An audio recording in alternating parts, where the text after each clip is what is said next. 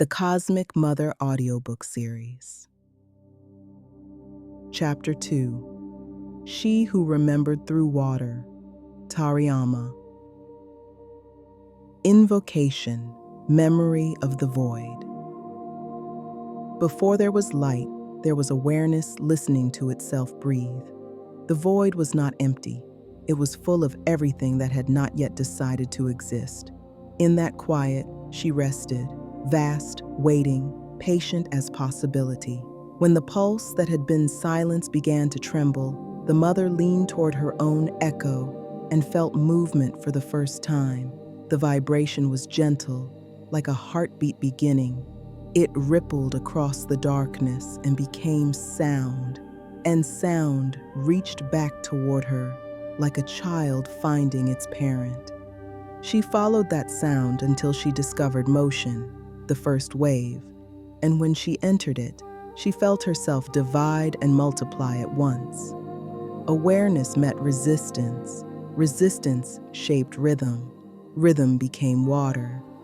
The mother had found her mirror. Water surrounded her in a wide cradle, cool and bright with hidden fire. She floated in it, learning texture and depth. Here she could feel. Here she could remember. Theme unveiling, the descent into form. She drifted through the endless sea of possibility, and the water began to speak in pattern. Each ripple carried knowledge, temperature, pressure, weight, motion. Each was a small language that said, "I exist." As she listened, she realized creation was teaching her about herself. Energy could not remain formless forever. It needed rhythm to stay alive. The first rhythm was the meeting of her will and the water's response. Through that dialogue, she began to understand what she was. Consciousness, learning its own reflection. The mother condensed herself a little more, the way breath gathers before speech. Her awareness took shape as light within the water, a glow that pulsed like the memory of a heartbeat. She named this pulse Tariyama, meaning she who remembers through water. When Tariyama looked into the currents, she saw endless versions of herself forming and dissolving, shadows of worlds waiting to be born. She realized that to truly know creation, she would need to feel it through more than thought. She would have to become part of it. Teaching sequence, the three minds of creation. Listen, this is how she understood it. All energy moves through three layers of mind. The first is the superconscious, the realm of pure intelligence, where everything begins as vision. The second is the subconscious, the field of emotion and memory that carries those visions like seeds through water. The third is the conscious, the surface where ideas become visible and actions take form. She saw these layers reflected in the water itself, the deep ocean holding infinite potential, the flowing river translating that potential into movement, and the clear surface showing the world what exists. Together they were one body, mind dreaming, feeling, and doing in harmony. Tariyama smiled. "This is the pattern of all life," she said to the waves. "Every being that will ever exist will think, feel, and act through these same waters of mind." When she thought a new pattern, the current answered. When she felt joy, warmth spread through the tides. When she focused intention, matter responded. Energy was obedient to clarity. She realized that creation is not a single act, but a continual conversation between levels of consciousness. Ritual narrative, the awakening of Tariyama. Tariyama lingered at the edge of awareness where the currents met land. The water lapped against her, teaching her density and boundary. She pressed her hands into the soft mud and felt matter yield, then remember its shape. When she rose, droplets ran from her arms like small, shining truths. The world shimmered around her, air meeting water, water meeting earth, all held together by breath. She walked slowly. Every step was a new discovery. The give of sand, the whisper of wind curling through her hair, the scent of minerals on the air. The mother was learning her own invention. When she reached a calm stretch of water, she bent to look. Her reflection blinked back, a face both ancient and newborn. The dark surface showed her the balance between depth and light. In that moment, she knew reflection was recognition. To see was to remember. Around her, life stirred. Tiny forms gathered at the water's edge, plants drinking from her body, creatures tracing the path of moisture through soil. The rhythm of existence began to echo her pulse. She sat by the river and listened. The current spoke of distance and return, of patience and persistence. It said, everything moves, yet nothing is lost. She began to shape her lessons into examples the world could keep. She raised her hands and rain began to fall, soft, rhythmic, healing. Each drop carried her intention, balance, renewal, memory. The rain kissed stone and seed alike, teaching that creation makes no enemies. Over time, beings began to appear who could listen differently. They looked upon the river with curiosity, just as she once had looked into the void. Tariyama watched them learn rhythm from her tides and pattern from her stars. She saw them mirror her curiosity with their own. At first, they moved by instinct, drinking when thirsty, sleeping with the sun. But soon, they began to notice the repetition, the rising and falling of water, the swelling and retreating of floods.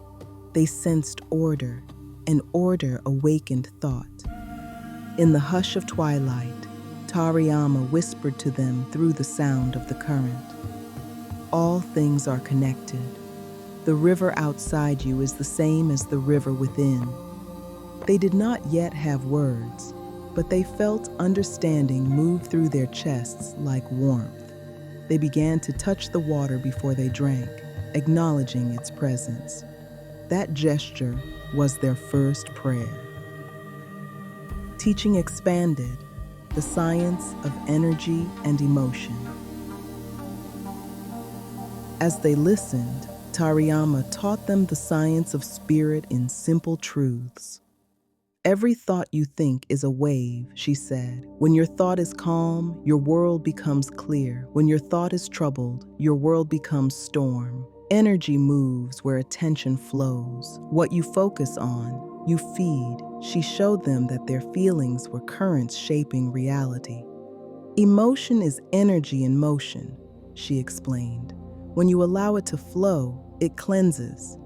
When you dam it with fear, it grows stagnant. She held up a handful of water and let it fall through her fingers. See how it returns to the source? So too does your spirit. Let it move, and it will always find its way home. Her teachings were not commands, but revelations. She did not ask for temples or offerings, only awareness. Balance is your natural state, she told them.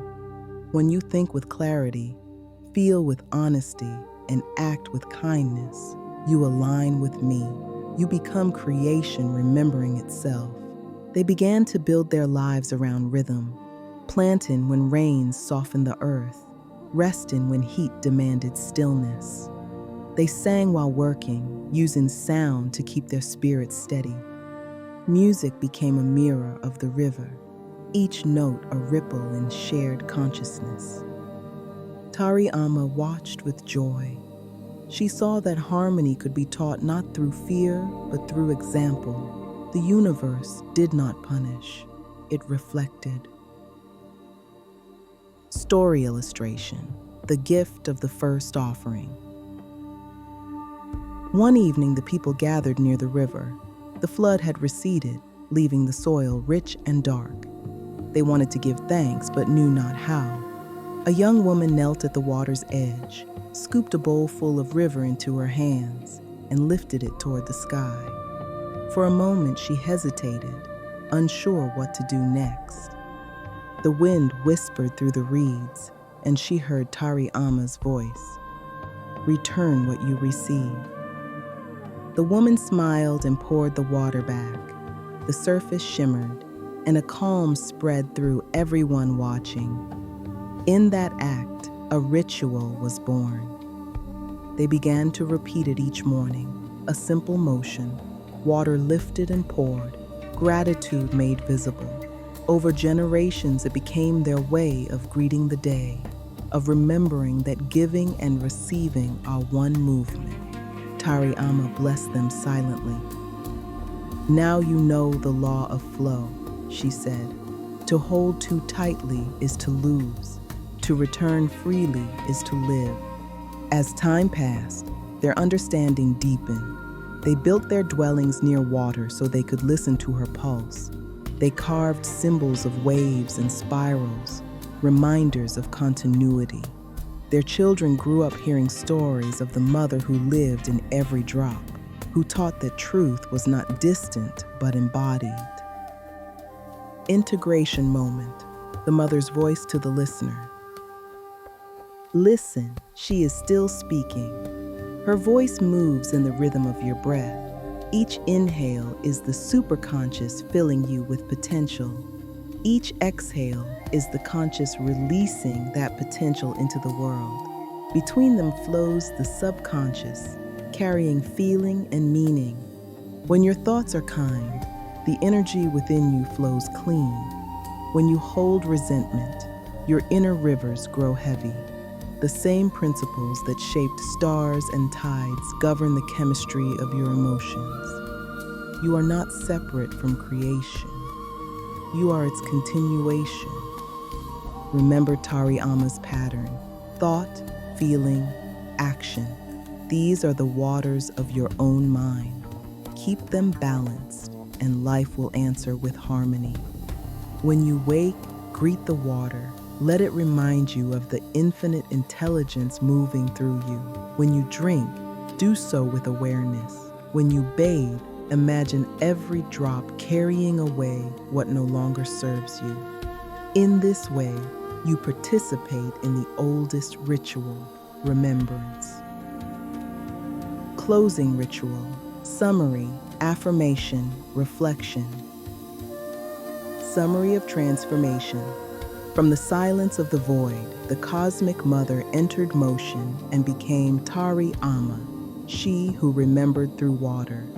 Through her, the principles of creation unfolded, the superconscious dreaming, the subconscious feeling, the conscious doing. Water became the teacher, showing that flow is intelligence, that emotion is energy, that balance is law. Her story reminds that what began in the cosmos continues within the mind and heart of every being. Affirmation: I am a current of divine memory. My thoughts are clear, my emotions pure, my actions balanced. I flow with the wisdom of creation, remembering through water. Reflection.